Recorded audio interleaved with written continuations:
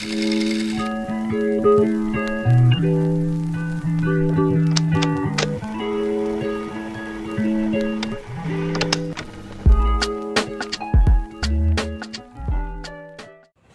will now proceed to the integrating factor. So we will solve a non-exact DE using integrating factor. So we have case 1 here, so and case 2. If the case 1 doesn't work, so we will use the case 2. Vice versa. So if we will use the n, so the integrating factor that we will be using is the e raised to f of x, integral of f of x dx. Then if we will use the m, we will use the e raised to negative f of y dy. So we have a problem here for integrating factor. So this is non-exact. So 1 minus 3y dx plus x dy is equals to 0.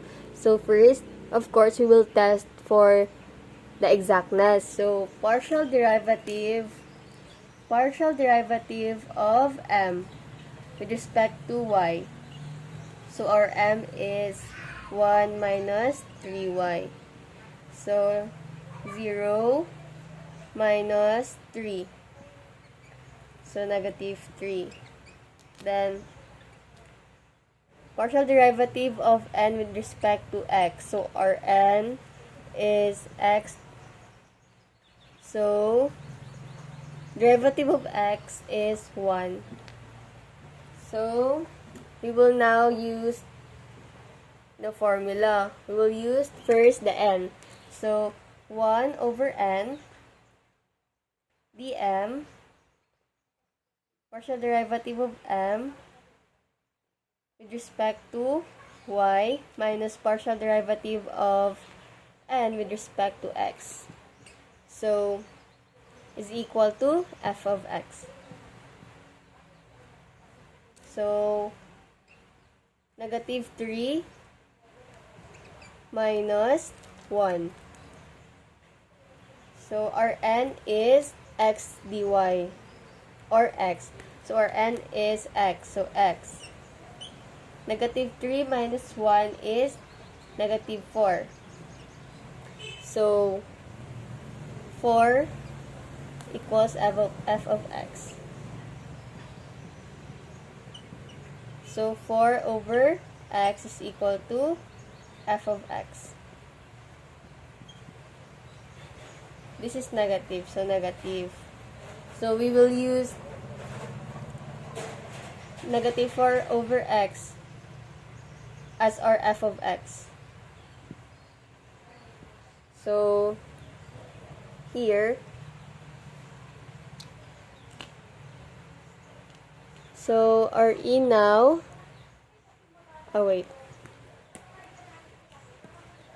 so our e now, so if, integrating factor, e raised to, we will use the formula of f of x dx.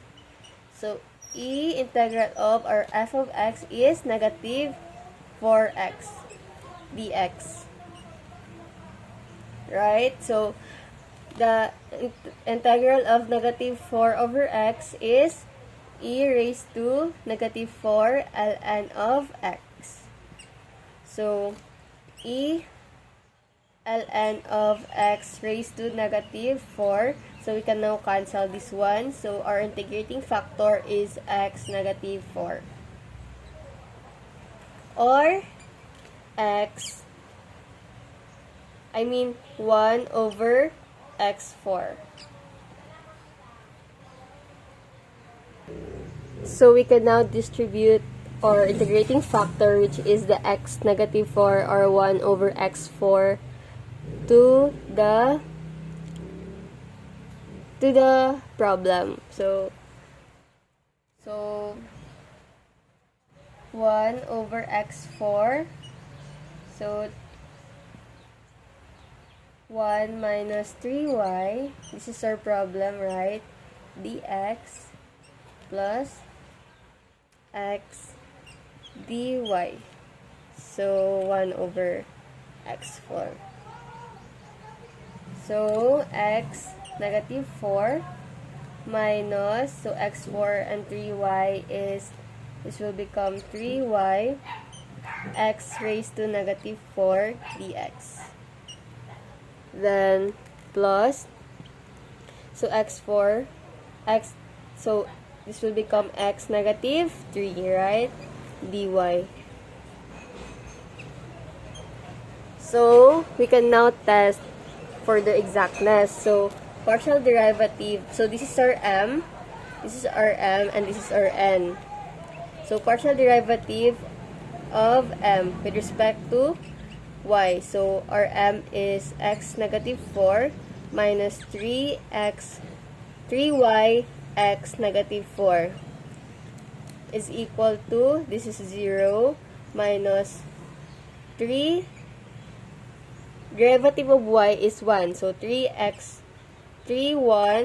negative 4. So, this will become negative equal to negative 3x negative 4.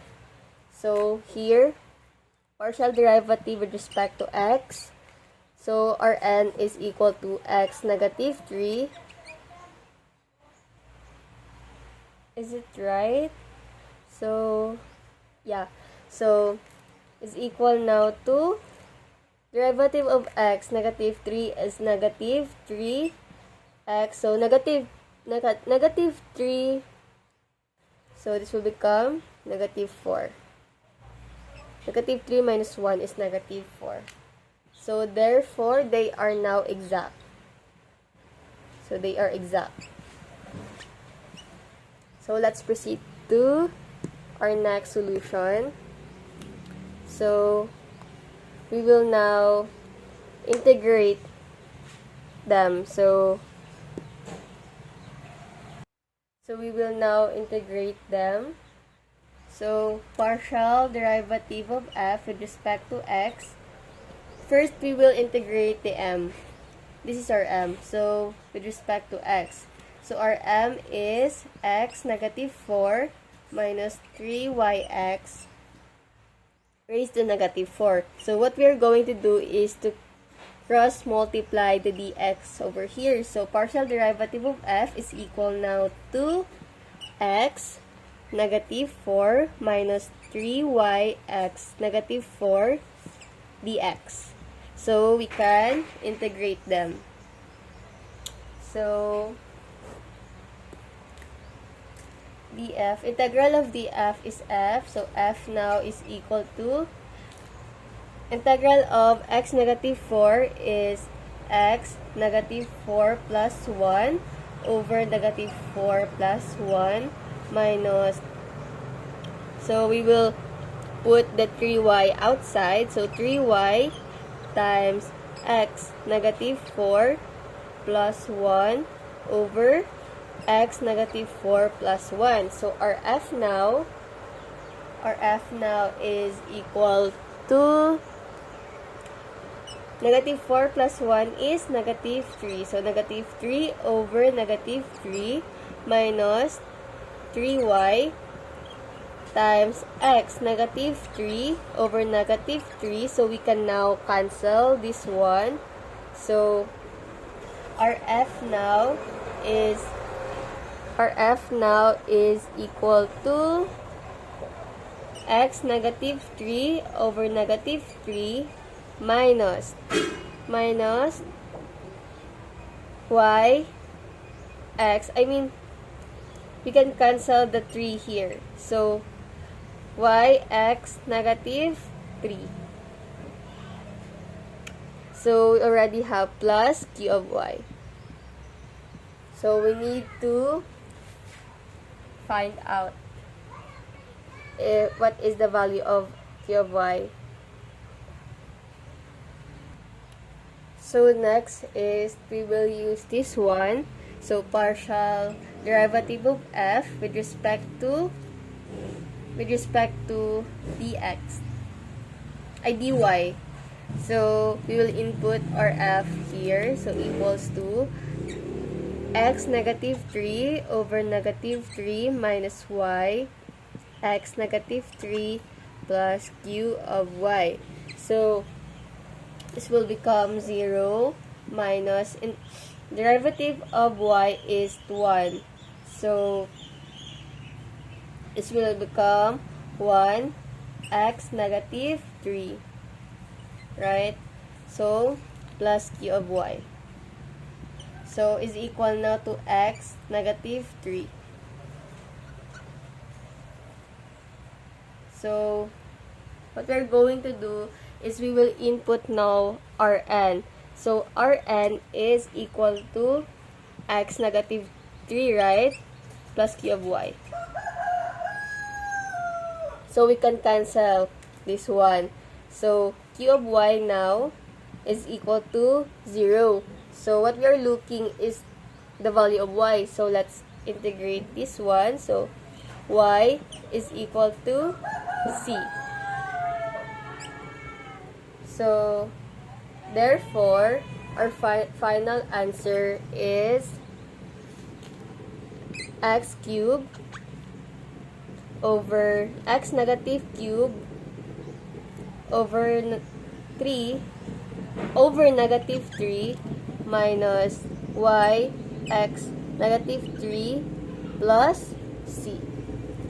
So, this is our final answer. Our final answer is x negative cube over negative 3 minus y x negative 3 plus c.